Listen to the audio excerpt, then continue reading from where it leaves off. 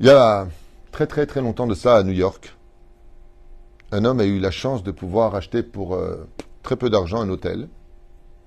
Et cet hôtel qu'il a donc voulu avoir demandait des travaux. Et ces travaux étaient très très très très très nombreux. Il fallait tout refaire. Il fallait que le ministère de la Santé cautionne, de la sécurité.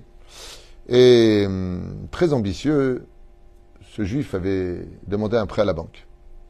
Et étant donné qu'il n'avait pas de garantie et que le directeur de la banque de New York lui a refusé ce prêt, en lui disant que pour lui le projet était bon, que pour lui il croyait vraiment en ce projet, mais que la commission a refusé de lui accepter le prêt de 2 millions de dollars. 2 millions de dollars lui ont été refusés. Et donc il dit, je suis désolé, je dis, mais alors quoi, je vais faire quoi de ma vie maintenant? Moi j'ai acheté un hôtel, je me suis endetté, j'étais persuadé que l'hôtel est en garantie pour vous. Il dit, mais votre hôtel c'est une ruine, il faut tout retaper. Il dit, oui, j'ai besoin de 2 millions de dollars. C'est pour ça que je vous demande 2 millions de dollars. J'ai les ouvriers qui sont prêts à travailler demain, mais vous ne pouvez pas me laisser comme ça. Prenez l'hôtel en garantie, parce que je vais exploser, je sais travailler, je sais appeler, et je sens que la chance est avec moi. Et la personne le raccompagne parce qu'il avait un rendez-vous justement important, appelé par le PDG de la banque, et il le raccompagne un peu dehors, un peu trop rapidement. Quand ce personnage a vu que la porte se fermait sur son visage, la haine l'a envahi. Et juste avant de bloquer la porte, il lui a dit, il y a un visage que je n'oublierai jamais. C'est le vôtre. Puis voilà que, ne sachant quoi faire, il n'a eu aucune solution. Et 2 semaines à 3 semaines plus tard à peu près, il reçoit un virement sur son compte de 2 millions de dollars. D'un compte, d'un numéro, pour laquelle le seul message qui est donné, c'est « Moi, je crois en vous ». C'est tout ce qui est marqué. « Moi, je crois en vous ». Impossible de savoir qui il est. Il fait les travaux. Son hôtel explose. Un succès hors du commun. Toutes les plus belles cérémonies s'organisent. Il devient multimillionnaire et achète une chaîne d'hôtels jusqu'en Pologne, en Europe. Il devient une des plus grosses fortunes. Les séminaires se font chez lui pour les médecins. Tout le monde va avoir affaire à lui. Il fait une gastronomie hors du commun. Il devient célèbre dans les journaux. Et bien sûr, son premier achat hors hôtel, c'est de racheter la banque qui lui a refusé le prêt. Et il rachète cette banque, qui était d'ailleurs en difficulté. Il la rachète de plein pot. Et bien sûr, le premier qui vient le voir pour le féliciter avec un grand sourire, c'est ce fameux directeur de cette banque, de ce SNIF, pour lequel il refuse de le voir. Il interdit à la sécurité de le laisser rentrer. Le lendemain de son achat, le directeur est dans son bureau en train de discuter avec des clients. Il reçoit une lettre du nouveau PDG qui le met à la porte, sans audition, sans aucune discussion. Il se retrouve à la rue, du jour au lendemain. Et lui, désespéré, veut absolument un rendez-vous avec le nouveau propriétaire de la banque, qui lui sera refusé pendant des années et des années.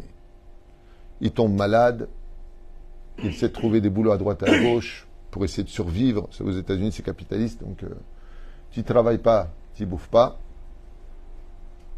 Et résultat, les années passent, le riche devient encore beaucoup plus riche, et ce directeur de banque devient pratiquement, pas simplement un homme démuni de tout, mais dans une situation horrible.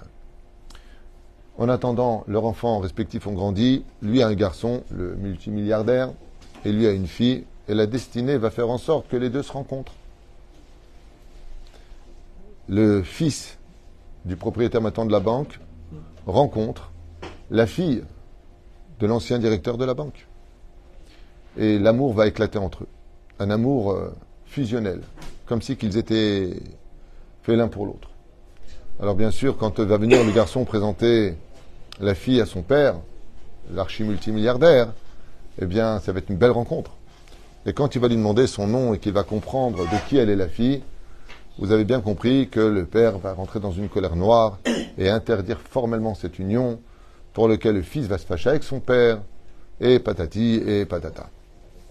Jusqu'au jour où, ayant compris que de toute façon son fils n'attendrait pas l'approbation de son père parce qu'il aime cette femme et qu'il n'est pas prêt à renoncer, il accepte tant bien que mal le mariage, à la condition où cette fille, en aucun cas, ne rappellera le nom de son père à sa table.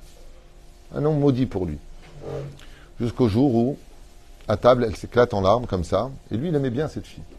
Même beaucoup. Il lui demande pourquoi elle pleure. Il lui dit à quoi bon? Il dit comment ça à quoi bon? J'ai pas le droit de dire certains mots ici, donc à quoi bon?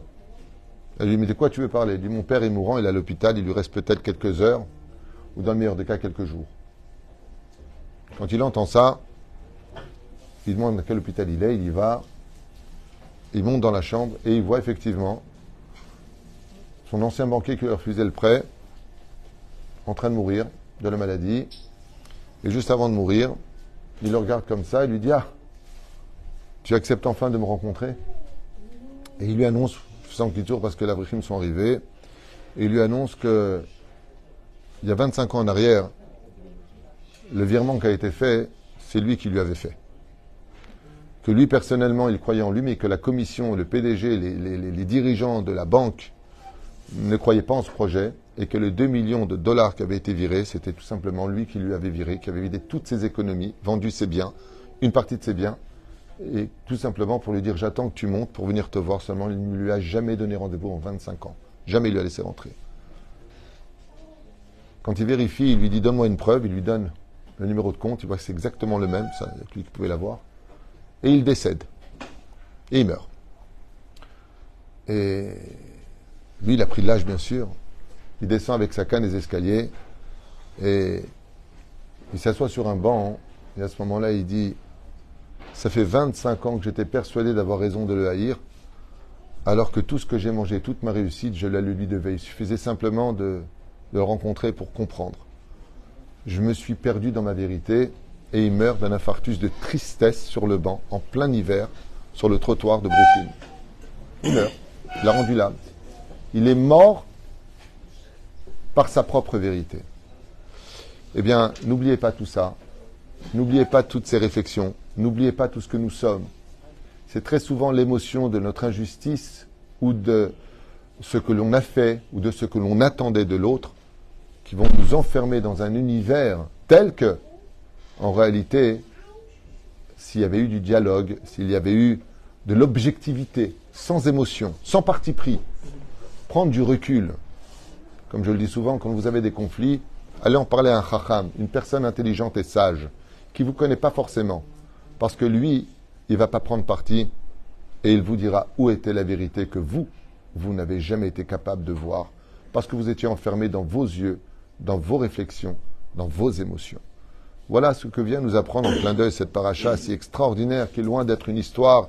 Alors là, on en est où? Ah, les frères, ouais, dans le puits, ouais, j'ai vu le film. Non, c'est pas un film.